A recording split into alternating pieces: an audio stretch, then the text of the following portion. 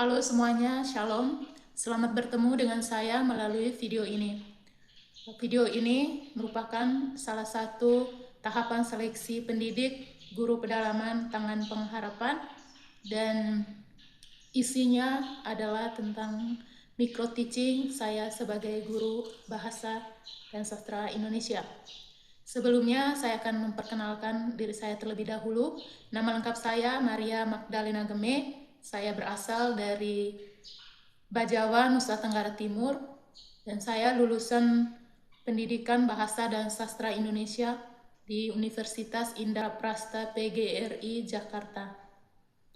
Dan langsung saja saya akan melakukan micro teaching saya sebagai guru bahasa Indonesia. Selamat pagi. Shalom. Jadi bagaimana kabar teman-teman semua hari ini? Sehat? Sehat? Ya sehat ya. Tentunya sehat, karena kalau tidak sehat, kita semua tidak berkumpul dalam ruangan ini. Jadi, sebelum kita memulai pembelajaran pada hari ini, kita sebagai umat beriman, marilah kita bersatu dalam doa. Satu orang Ibu pilih ya untuk memimpin kita dalam doa. Ya, Riani. Ya, silakan.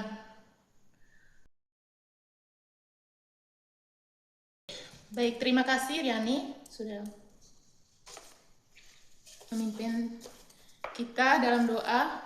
Dan kita akan memulai pembelajaran pada hari ini, yaitu bahasa Indonesia. Bahasa Indonesia yang materinya adalah tentang puisi. Dan puisi itu sebelumnya kita akan mengetahui tujuan pembelajaran dulu. Jadi kita belajar tidak asal belajar, kita harus mengetahui tujuan kita belajar puisi ini untuk apa. Di akhir ini setelah belajar kita akan mendapatkan apa? Belajar puisi. Nah, Ibu sudah bikin dengan peta konsep, yaitu yang pertama itu hari ini yang berkaitan dengan puisi, kita akan belajar tentang definisi puisi. Itu yang pertama. Kemudian yang kedua itu kebahasaan dalam puisi. Ya, yang ketiga membaca puisi.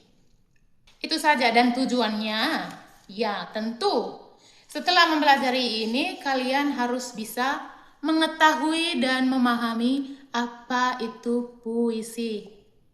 Dan tujuan pembelajaran yang kedua, dan teman-teman harus bisa mengetahui dan memahami tentang kebahasaan dalam puisi.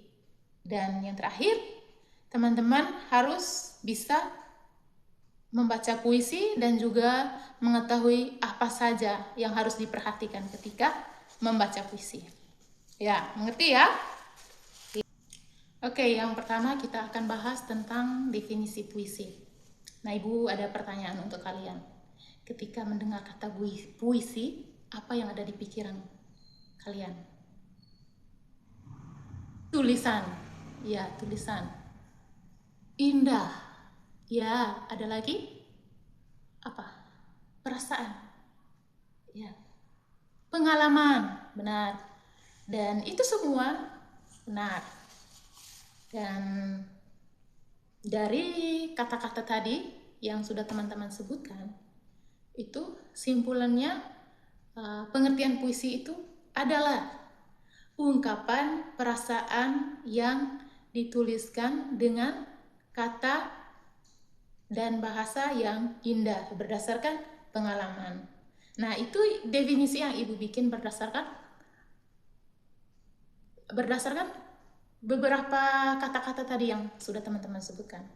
Puisi tidak terlepas jauh dari aktivitas kita menulis berdasarkan pengalaman, perasaan, dan yang bermakna gitu. Nah, lanjut di definisinya. Itu definisi berdasarkan dari kata-kata yang teman-teman ungkapkan ya. Kalau dengar kata puisi, oh yang saya dengar itu adalah indah, pengalaman, tulisan. Nah, itu definisinya itu. Tapi ada yang sudah pengertian yang diketahui masyarakat luas itu, puisi adalah karya sastra hasil ungkapan pemikiran dan perasaan manusia yang bahasanya terikat oleh irama, makna, rima, penyusunan lirik dan bait serta penuh makna Tidak jauh berbeda kan dengan definisi sebelumnya yang sudah teman-teman ungkapkan. Itu definisinya. Selanjutnya itu kita akan membahas tentang kebahasaan puisi. Kebahasa puisi. Sebelum ke kebahasan puisi, kita ke unsur-unsur dulu. Ke unsur-unsur puisi. Jadi dalam puisi itu ada unsur-unsur yang membentuk puisi, yaitu ada unsur fisik puisi dan unsur batin. Unsur batin. Yang mana unsur fisik itu ada namanya perwajahan puisi atau tipografi, pilihan kata atau diksi, imajinasi atau citraan, kata konkret, terus kemudian ada majas dan rima. Nah, kemudian ada unsur batin puisi terdiri dari tema, rasa, nada, dan kita akan bahas satu-satu. Yang pertama itu ada unsur fisik puisi. Tadi perwajahan puisi atau tipografi. Perwajahan puisi atau tipografi yaitu pengaturan tepi kanan kiri puisi. Yang mana ini berkaitan dengan bentuk tulisannya itu. Bentuk tulisan puisi itu tidak seperti karya tulis lainnya. Contoh ini. Ini bukan puisi. Kalau puisi kita bisa lihat dari bentuknya yang tidak rata kiri, rata kanan, harus lurus. Seperti ini. Ini kadang bentuk tulisannya itu kayak maju mundur. Jadi tidak seperti karya tulis pada umumnya, puisi itu berbeda. Kemudian yang kedua ada namanya pilihan kata atau diksi, yaitu kata yang digunakan seorang penulis dalam menulis puisi.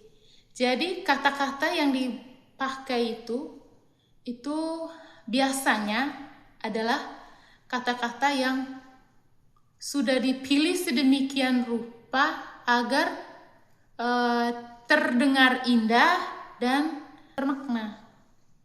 Selanjutnya ada unsur lainnya yaitu imaji atau citraan.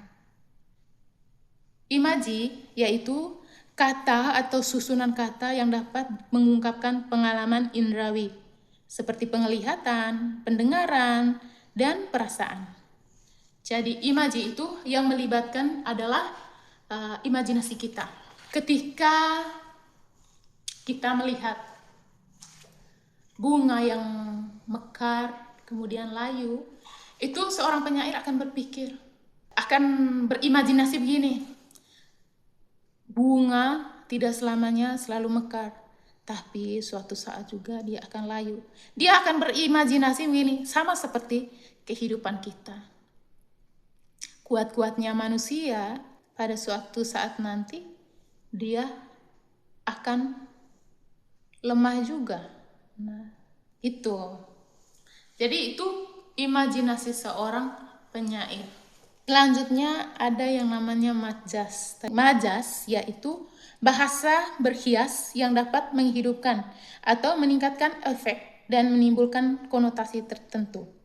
Majas itu kayak ini ada penjelasannya. Majas itu, jenis-jenis majas itu ada majas metafora, ada majas asosiasi, ada majas personifikasi, ada majas metonimia.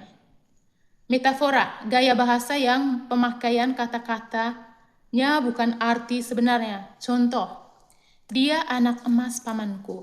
Nah, yang majas yang dipakai itu Dia anak emas pamanku.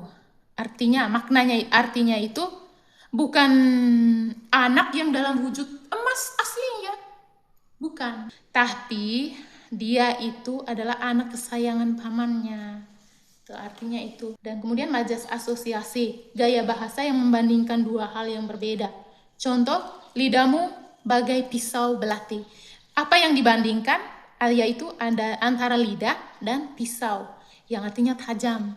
Jadi kayak omongannya tuh selalu menyakiti. Sama kan dengan pisau. Pisau kan menyayat. Jadi gitu, sama dibandingkan dengan lidah. Kemudian majas personifikasi. Majas personifikasi gaya bahasa yang menggunakan pengumpamaan benda mati sebagai orang atau manusia. Contoh, angin yang meraung. Angin yang meraung. Angin kan benda mati ya. Itu kan jadi membandingkan, angin bisa meraung? Enggak kan? Nah, itu. Jadi maknanya itu angin yang ribut.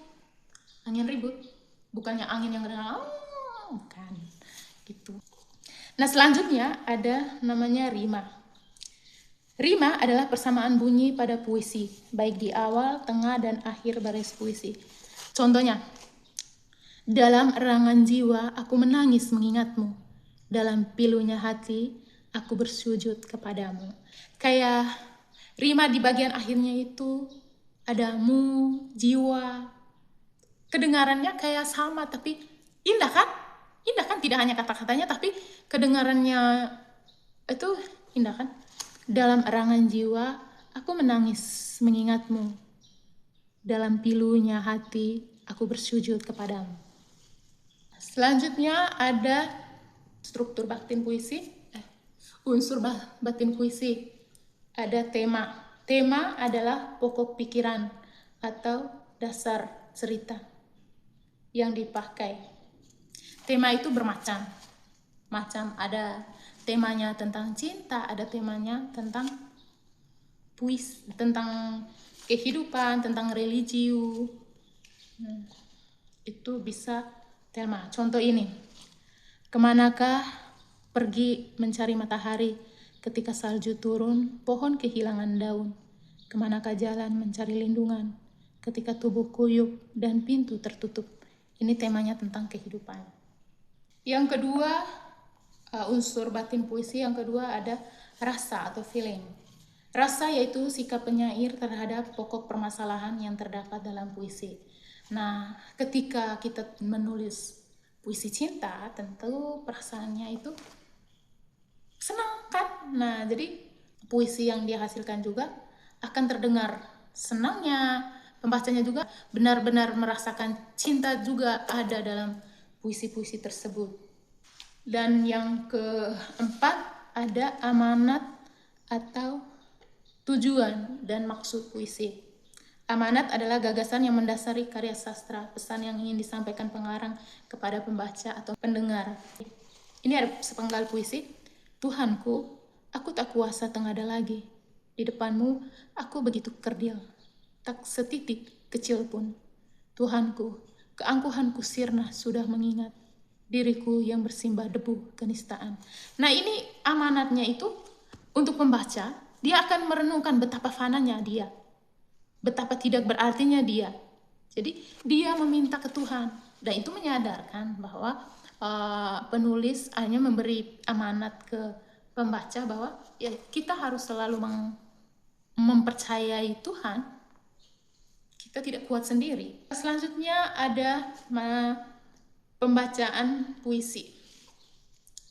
Dalam membaca puisi ada 4 yang harus diperhatikan, yaitu lafal atau vokal, nada, intonasi, dan ekspresi. Lafal atau vokal berarti ucapan, yaitu usaha untuk menyuarakan atau mengucapkan kata dan kelompok kata yang membentuk puisi itu dengan tepat. Dalam erangan jiwa aku menangis mengingatmu. Dalam pilunya hati, aku bersujud kepadamu. Lafal vokal.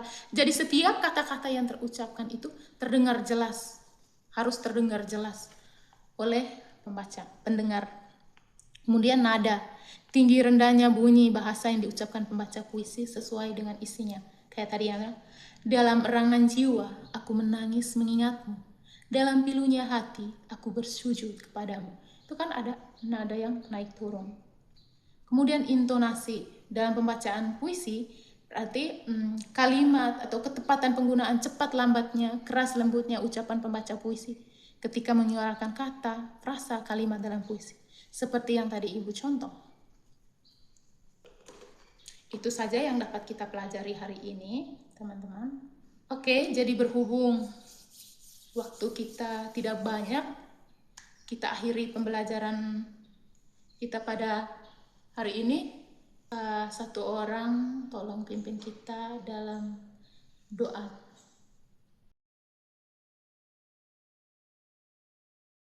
Ya, terima kasih teman-teman semuanya.